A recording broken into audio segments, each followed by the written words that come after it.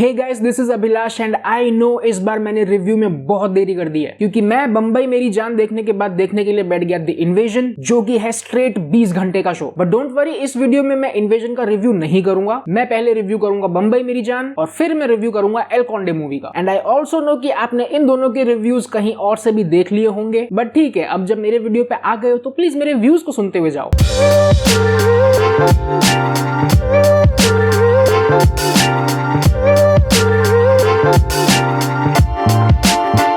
तो सबसे पहले है बंबई मेरी जान। ये शो आपको मिलेगा Amazon प्राइम पर, जिसमें है टोटल 10 एपिसोड्स, जिनका रन टाइम है 45 to 50 मिनट्स ईच। ये कहानी इंस्पायर्ड है एक इन्वेस्टिगेटिव बुक से जिसका नाम है डोंगरी टू दुबई, जिसमें एक तरीके से 1970s और 1980s के बंबई के बारे में बहुत अच्छे से दिखाया गया। बट उसमें से भी mostly the rise and fall of the gangsters, और उसमें से भी ये बुक जोर डालती है दाऊद की लाइफ पर। तो इस शो की कहानी भी एग्जैक्टली वही है। इस पूरे शो में दिखाई गई है हमें दाऊद की story, but not just the rise वाला part, but actually starting from उसके बचपन से। अब देखो, मैं एक चीज से अग्री करता हूं कि इससे पहले भी बहुत सारी मूवीज और शोज बन गए इस सेम प्रेमिस पे, और ये जो गैंगस्टर वाला स्टोरी प्लॉट है ना, ये सिर्फ एक स्टोरी प्लॉट नहीं बनकर रह गया है, ये है एक parallel genre for the Indian cinema. मतलब कि मुंबई यानी कि गैंगस्टर और गैंगस्टर यानी कि दाऊद, और फिर आगे से आगे। बट इस शो में जैसा कि मैंने पहले बताया आपको कि दाऊद के बचपन से लेकर पूरी स्टोरी बताई गई है, जो कि आज से पहले कभी नहीं हुआ। और इस शो की स्टोरी से ज्यादा फोकस करती है अपने कैरेक्टर्स पे, जो कि पहले से सुनी सुनाई कहानियों को अपने कंधों पे उठा के आपको एक नया वाला पॉइंट ऑफ व्यू देने की कोशिश करेंगे। अब पॉइंट ऑफ व्यू से याद आया, ये शो हमें देखने को मिलता है इस्माइल नाम के पुलिस इंस्पेक्टर के पॉइंट ऑफ व्यू से। इस्माइल का कैरेक्टर प्ले किया है के मेनन ने, and this guy did a fabulous job. इनके कैरेक्टर पर इन्होंने बहुत अच्छी तरीके से मेहनत की है और ये मेहनत आपको ऑन स्क्रीन दिख जाएगी। अब इनका जो पॉइंट ऑफ व्यू था वो आपको सिर्फ दिखेगा पहले के 3 एपिसोड्स में। उसके बाद ये पॉइंट ऑफ व्यू शिफ्ट होता है टुवर्ड्स अविनाश तिवारी, जिन्होंने रोल प्ले किया है दारा कादरी का, in other words Dawood. Dara Qadri है इस्माइल के बेटे, and Avinash Tiwari as Dada Qadri did a fantastic job. अगर इनकी एक्टिंग आपको और अच्छे तरीके से देखनी है और जज करनी है तो फिर ये वाला शो देखो, खाकी द बिहार चैप्टर। इसके बाद इन दो बाप बेटों की chemistry, these two are like दो तलवार एक म्यान। बेटा अपने बाप का बिल्कुल उल्टा, जितना साधु संत और महात्मा टाइप का आदमी इस्माइल है, इसका बेटा उतना ही भूत और शैतान। So great work Avinash Tiwari. अब इन दोनों के अलावा जो शो का रोस्टर है वो काफी लंबा चौड़ा है, बट बाकी के जितने भी कैरेक्टर्स थे they all land perfectly in their places. Cinematography and background score was awesome. But मैं इस बार तारीफ करना चाहूंगा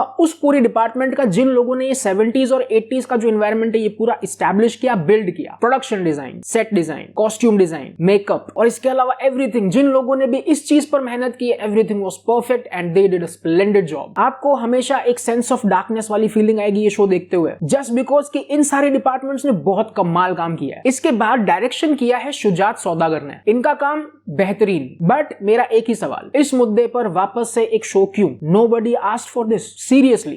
बट मैं इनके काम से खुश भी हूं क्योंकि इन्होंने इस गैंगस्टर वाली चीज को कहीं पर भी ग्लैमराइज नहीं किया है। जैसे कि आप लोग आज भी once upon a time in Mumbai movie को देखो, मूवी खत्म करने के बाद आप लोगों को एक ही फीलिंग आएगी, भाई साहब मेरी जिंदगी का अजय देवगन मैं ही चूं, या फिर भाई साहब मेरी जिंदगी का इमरान हाशमी मैं ही चूं। बट उसके कॉन्ट्रास्ट में आप लोग ये वाला शो देखो, शो देखने से पहले भी यू विल बी लाइक कि भाई गैंगस्टर नहीं बनना है, और शो देखने के बाद भी you will be like gangster नहीं बनना है। अब फाइनली इस शो का रन टाइम बहुत लंबा है, बट उसमें से भी मैं आपको रेकमेंड करूंगा कि अगर आप लोग देखने के लिए बैठते हो तो पहले की 3 एपिसोड सर्वाइव करने थोड़े से मुश्किल है, बट चौथे एपिसोड से आपको चीजें थोड़ी सी चेंज होती हुई दिखाई देंगी, जो कि आपको नया और फ्रेश भी फील देंगी और आपको थोड़ा सा मजा आएगा भी। बट ओवरऑल ये शो थ्रू आउट प्रेडिक्टेबल है और बहुत ज्यादा स्लो। इन सब के बाद आपको शो में मिलेगा रेप सीन, सेक्सुअल कंटेंट, गाली गलौच और बहुत सारा वायलेंस। और मेरी साइड से इस शो को 3.5 आउट ऑफ 5 फाइनल वर्डिक्ट। देखो गाइज, ये शो एक बहुत ही बढ़िया वन टाइम वॉच है, बट उसमें से भी पहले की 3 एपिसोड्स आपको सर्वाइव करने होंगे, और इसके बाद भी ना बहुत सारे मोमेंट्स ऐसे हैं जो कि आप फॉरवर्ड कर करके देख सकते हो। So it's fine. तो ये हुआ मुंबई मेरी जान का रिव्यू। अब नेक्स्ट है L Conde. L Conde movie आपको मिलेगी नेटफ्लिक्स पर, जिसका रन टाइम है 1 घंटा और 50 मिनट का, और मूवी का जॉनरा है हॉरर कॉमेडी। तो ये पूरी मूवी पूरे तरीके से बेस्ड है ड्रैक्युला पर, एंड ट्रस्ट मी गाइस, ये वाली जो ड्रैक्युला स्टोरी है ना, ये अलग है बाकियों से। इस मूवी में ड्रैक्युला एक्चुअली मरना चाहता है, इसकी एक वाइफ भी है और 5 बच्चे, और साथ में एक बहुत ही लॉयल नौकर। And now the thing comes to politics. कुछ लोग होते हैं जो चाहते हैं ड्रैक्युला सच में मर जाए और उसका जो सारा पैसा है वो हमको मिल जाए। फिर कुछ लोग होते हैं जो कि चाहते हैं ड्रैक्युला वापस से खून पीना शुरू कर दे और फिर वो जवान होकर फिर से अपनी एक लाइफ को नया अंजाम दे। तो इस पूरी मूवी में यही वाली पॉलिटिक्स चलती है कि कौन किसकी साइड में, with a twist of none. जिसको पैसे भी चाहिए, जिसको ड्रैक्युला से पावर्स भी चाहिए और जिसको ड्रैक्युला की जान भी चाहिए। आज सबसे पहले रिव्यू में मैं सिनेमेटोग्राफी और एडिटिंग वाले पार्ट की बात करना चाहता हूँ। Cinematography was really good, scenes were really engaging और ये पूरी मूवी ब्लैक एंड व्हाइट में एडिटेड है। इसका सबसे मेन रीजन इसमें दिखाया जाने वाला खून खराबा। जस्ट बिकॉज ऑफ दिस खून खराबा ये मूवी बहुत सारे देशों में बैन होने वाली थी, बट इस मूवी के मेकर्स ने डिसाइड किया कि इसको फिर ब्लैक एंड व्हाइट में एडिट कर लेते हैं। मेरे हिसाब से इनका ये वाला जो डिसीजन था ये इनके फेवर में रूल आउट होने लायक है, क्योंकि अगर ये मूवी कलर में होती ना तो इस मूवी की थीम की डार्कनेस आपके दिल में कभी नहीं बैठ पाती। And just because of this black and white thing the whole impact lands perfectly. अब आते हैं स्टोरी वाले पार्ट पर। स्टोरी बहुत इंटरेस्टिंग है, एंगेजिंग भी है। शुरू के आधे घंटे में किसी भी कैरेक्टर के कोई डायलॉग्स नहीं है, सिर्फ एक सिंपल सा वॉइस ओवर चलता है जो कि स्टोरी को बिल्डअप करता है। अब ये वॉइस इस मूवी में किसकी है ये इस मूवी में आगे बताया जाता है। और अगर आप लोग सोच रहे हो कि इसमें बहुत ज्यादा खून खराब है तो फिर एक्शन सीन भी होगा, बट नहीं, इस मूवी में एक भी एक्शन सीन नहीं है। और एक्शन सीन ना होने के बावजूद ये मूवी में बहुत सारा खून खराबा है भाई। और मैं सच बताऊं ना, इस स्टोरी में जो ये पॉलिटिक्स दिखाई गई है ना ये एक्चुअली बहुत इंटरेस्टिंग है। बट हाँ, एक चीज ये भी है कि बीच बीच में देखो 3-4 सीन्स ऐसे भी है जहां पे आप फॉरवर्ड बटन दबा दोगे और उन मोमेंट्स पे आपको लगेगा कि यार ये